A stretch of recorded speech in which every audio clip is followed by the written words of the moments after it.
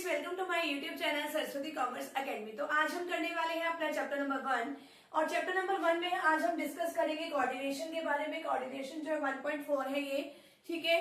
तो इससे पहले जो है हम 1.1, 1.2, 1.3 ऑलरेडी पहले वाली वीडियो में डिस्कस कर चुके हैं, जिसके अंदर जो है हमने मैनेजमेंट के मीनिंग, उसके कैरेक्टरिस्टिक्स, ऑब्जेक्टिव के बारे में सीखा था। उसके बाद नेचर के बारे में सीखा था कि आर्ट है, प्रोफेशन है, क्या चीज है, ठीक है। और उसके बाद जो है हमने इसके बाद लेवल ऑफ मैनेजमेंट के बारे में सीखा था। और आज का जो हमारा टॉपिक है वो है कोऑर्डिनेशन, जो कि मोस्ट इंपॉर्टेंट है। आपके एग्जाम में 100% ये वाला क्वेश्चन जो है वो आता है। इसके मैंने कीवर्ड्स भी यहाँ पे लिख दिए है कि क्या क्या कीवर्ड्स है, किस तरीके से केस स्टडी आती है। मोस्टली इस चैप्टर में से केस स्टडी आती है। केस स्टडी आती कैसे है कि आप इसको आइडेंटिफाई करो और इसके बारे में इसकी फीचर्स लिख दो या फिर इसकी इंपॉर्टेंस लिख दो। ज्यादातर जो है इसकी इंपॉर्टेंस आती है। तो देखो कोऑर्डिनेशन का मीनिंग क्या है। Coordination is the process by which a manager synchronises का मतलब होता है कि सीक्वेंस वाइज जो है हमने काम करना है, ठीक है। कि कोई भी काम कर रहे हैं, उस काम को करने का एक सीक्वेंस होना चाहिए। The activities of the different department, हमारी ऑर्गेनाइजेशन में अलग अलग डिपार्टमेंट होते हैं। परचेज का अलग, सेल्स का अलग, फाइनेंस का अलग, इस तरीके से अलग अलग डिपार्टमेंट्स बने हुए हैं towards the achieves a common goal. बेशक इतने सारे डिपार्टमेंट्स हैं, लेकिन सभी का एक ही कॉमन गोल होता है। तो कोऑर्डिनेशन का मतलब यही है कि एक कॉमन गोल को अचीव करने के लिए हमारी ऑर्गेनाइजेशन में जो भी एक्टिविटीज करनी है वो स्टेप बाय स्टेप करनी चाहिए, ताकि जो हमारे ऑर्गेनाइजेशन का गोल है वो अचीव हो जाए। अब इसके बाद देखते हैं कि केस स्टडी आती कैसे है। केस स्टडी में आपसे पूछा जाएगा कि हाँ भाई इसको आइडेंटिफाई करो कि किस टॉपिक के बारे में बता रहा है। अगर आपकी केस स्टडी में जो है सिंक्रोनाइजेस वर्ड आ जाए, ठीक है, तो कोऑर्डिनेशन है। डेलिब्रेट वर्ड आ जाए, हार्मनी वर्ड आ जाए, unity of action, binding force, integrate group efforts, sequence of efforts, thread in a garland, planning से लेके कोऑर्डिनेशन तक पूरी बातें दे रखी हो, ठीक है। अभी आपको इनका सभी का मतलब पता चल जाएगा होता क्या है।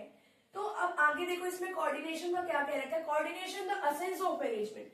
अब कुछ लोग कहते हैं कि कोऑर्डिनेशन जो है एक अलग से सेपरेट फंक्शन होना चाहिए। सेपरेट का मतलब होता है एक अलग फंक्शन होना चाहिए। पहले ही हमारे पास 5 फंक्शन है, planning, organising, staffing, directing and controlling. तो कुछ लोग कहते हैं कि एक छठा फंक्शन और हो जाएगा, ठीक है, जिसका नेम क्या रख देंगे हम, कोऑर्डिनेशन।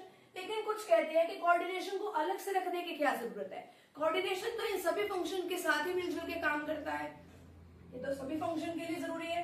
प्लानिंग करते हैं, प्लान करते हुए कोऑर्डिनेशन की जरूरत होती है, ठीक है। आगे ऑर्गेनाइज में हम क्या करते हैं, अलग अलग स्ट्रक्चर्स बनाते हैं, उस टाइम पे कोऑर्डिनेशन की जरूरत पड़ती है। इसी तरीके से जो है स्टाफिंग करते हैं तब हमें कोऑर्डिनेशन की जरूरत पड़ती है, ठीक है। डायरेक्टिंग के टाइम पे भी, कंट्रोलिंग के टाइम पे भी कोऑर्डिनेशन की जरूरत है।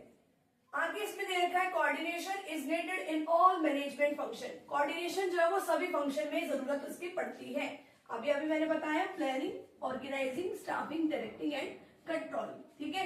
अगर एक सिंपल क्वेश्चन आता है तो इस तरीके से आता है, coordination the essence of management के बारे में बताओ, तो आप लिख देना कि ये सभी फंक्शन के साथ आता है, planning, organising, staffing, directing and controlling.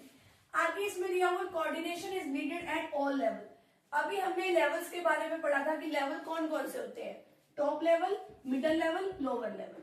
Top level को तो पूरी ऑर्गेनाइजेशन का देखना है, उसको तो पूरी ऑर्गेनाइजेशन का देखना पड़ेगा कि कौन सी जो है हमें गोल अचीव करने हैं, किस तरीके से गोल अचीव करें। अब जो मिडिल वाला है उसको टॉप लेवल के साथ भी कोऑर्डिनेशन बना के चलना पड़ता है और लोअर वाले के साथ भी। अब लोअर लेवल वाली जो मैनेजमेंट होती है उसको देखना पड़ता है कि एक्चुअल वर्कफोर्स जो है ढंग से काम कर भी रही है, हमारा टारगेट अचीव भी हो जाएगा या नहीं, वो इस तरीके से काम करती है, ठीक है। तो coordination is needed at all management function और coordination is needed at all levels, ठीक है। अब इसके बाद आती है इसकी नेचर आ जाए, फीचर्स आ जाए, कैरेक्टरिस्टिक्स आ जाए। पहले पार्ट में आ सकता है कि केस स्टडी को आइडेंटिफाई करो कि क्या बताया गया है। इसके बी पार्ट में आ सकता है कि इसकी जो आपने ए पार्ट में कंसेप्ट को आइडेंटिफाई किया है उसके फीचर्स के बारे में बता दो। तो आप फीचर जो है आपको याद होंगे तो आप जनरल लिख ही दोगे इसको। तो फर्स्ट क्या है, कोऑर्डिनेशन इंटीग्रेट ग्रुप एफर्ट्स। अब कोऑर्डिनेशन की जरूरत ही वहां पड़ती है जहां पे बहुत सारे लोग होंगे, ठीक है।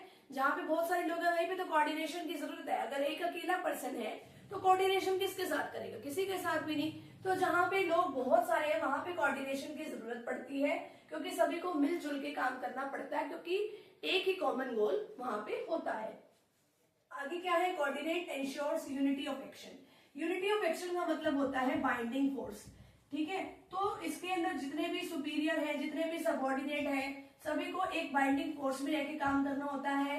बिना लड़ाई झगड़े किए जो है काम सभी को करना पड़ेगा कोऑर्डिनेशन में, ठीक है। इसके बाद है coordination is a continuous process. Continuous process ये क्यों है? POSDC की वजह से, प्लानिंग, ऑर्गेनाइजिंग, स्टाफिंग, डायरेक्टिंग और कंट्रोलिंग, ठीक है। एक के बाद एक ये प्रोसेस चलती रहती है। आगे है coordination is an all pervasive function. Pervasive का मतलब होता है यूनिवर्सल, कि जो कोऑर्डिनेशन है वो यूनिवर्सल है। यूनिवर्सल क्यों है? क्योंकि सब जगह अप्लाई होता है, हर एक डिपार्टमेंट में इसकी जरूरत पड़ती है, चाहे परचेज में हो चाहे सेल्स में हो, हर एक लोगों को कोऑर्डिनेशन की जरूरत है। बिना कोऑर्डिनेशन के हम गोल्स को अचीव नहीं कर सकते। Coordination is responsibility of all manager. सभी जो मैनेजर है उसकी रिस्पॉन्सिबिलिटी बनती है कोऑर्डिनेशन, चाहे टॉप लेवल का हो, चाहे कोई मिडल का हो, चाहे कोई लोअर का हो, ठीक है। उसके बाद है coordination is a deliberate function. अब ये सभी को विलिंगनेस से जानबूझ के कोऑर्डिनेशन बनाना ही पड़ता है, क्योंकि पता है कि अगर कोऑर्डिनेशन नहीं होगा तो हम कुछ भी अचीव नहीं कर सकते। तो ये इसकी फीचर्स है। इसके बाद आता है इसकी इंपॉर्टेंस। इंपॉर्टेंस जैसे कि इसका नाम है ना, वैसे उतनी ही इंपॉर्टेंस भी इंपॉर्टेंट भी है ये। फर्स्ट क्या है? Growth in size. जैसे जैसे किसी ऑर्गेनाइजेशन का साइज बढ़ता जाएगा, जैसे जैसे किसी ऑर्गेनाइजेशन में ज्यादा लोग होते जाएंगे, उतनी ही ज्यादा हमें कोऑर्डिनेशन की जरूरत पड़ेगी, ठीक है। आगे है फंक्शनल डिफरेंशिएशन। फंक्शनल का मतलब होता है अलग अलग फंक्शंस के बेसिस पे, अलग अलग एक्टिविटीज के बेसिस पे, ठीक है। तो जितने ज्यादा फंक्शंस होंगे उनके अकॉर्डिंग हम अलग अलग डिपार्टमेंट्स बना के चलते हैं। जितने ज्यादा डिपार्टमेंट, जैसे purchase department, sales department, finance department, तो सभी को ये लगेगा कि हमें तो अपने अपने डिपार्टमेंट के बारे में सोचना है। इस चक्कर में वो ये भूल जाते हैं कि हमारी ऑर्गेनाइजेशन का एक ही कॉमन गोल है जिसको हम सबको मिलकर अचीव करना है, ठीक है। तो कोऑर्डिनेशन जो है वहां पे इनको ये याद दिलवाता है कि आपका जो है अकेले का गोल थोड़ी है, आप सभी का एक ही कॉमन गोल है। उस कॉमन गोल को अचीव करने के लिए आप काम करो, तो इसलिए इसकी जरूरत कोऑर्डिनेशन की पड़ती है। नेक्स्ट है स्पेशलाइजेशन। स्पेशलाइजेशन में अब जैसे कि ऑर्गेनाइजेशन में अच्छे अच्छे लोग होते हैं, एक्सपर्ट लोग होते हैं, उनको ये लगता है कि हमारे जैसा तो किसी को कोई काम आता ही नहीं है, तो वो अपने आप को एक्सपर्ट समझते हैं। सभी पर्सन अपने अपने आप को एक्सपर्ट समझेंगे, वो तो किसी की बात ही नहीं मानेंगे, तो वो लड़ाई होने के चांसेस, डिस्प्यूट होने के चांसेस वहां पे ज्यादा है। तो कोऑर्डिनेशन वहां पे हेल्प करता है कि सभी मिलजुल के काम करें। तो अब देखो डेलिब्रेट का मतलब क्या होता है? जानबूझ के हमें अपनी विलिंगनेस के अकॉर्डिंग बनाना ही पड़ेगा। हार्मनी जो है मिलजुल के काम करना। यूनिटी ऑफ एक्शन और बाइंडिंग फोर्स, बिना लड़ाई झगड़े के। इंटीग्रेट ग्रुप एफर्ट्स का मतलब क्या होता है कि एक ग्रुप में रह के सभी को काम करना है।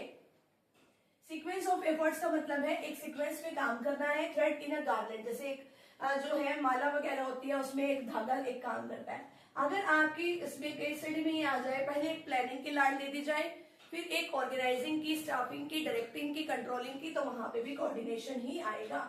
जहां पे कंसेप्ट ऑफ मैनेजमेंट लिखा हुआ आ जाता है 90% तो यही है कि उसके अंदर कोऑर्डिनेशन आएगा, लेकिन फिर उसके बाद आपको ये कीवर्ड्स जो है वो देख लेने हैं, इससे बाहर आपका कुछ नहीं आता, ठीक है। तो उम्मीद है मुझे आप सभी को ये वाला चैप्टर समझ में आ गया होगा। तो अगर आपको चैप्टर अच्छे से समझ में आ गया हो तो प्लीज चैनल को लाइक एंड सब्सक्राइब जरूर कर दीजिएगा। मिलते हैं नेक्स्ट टॉपिक के साथ या नेक्स्ट वीडियो के साथ। Thank you very much. यहाँ तक आप स्क्रीनशॉट ले लीजिए।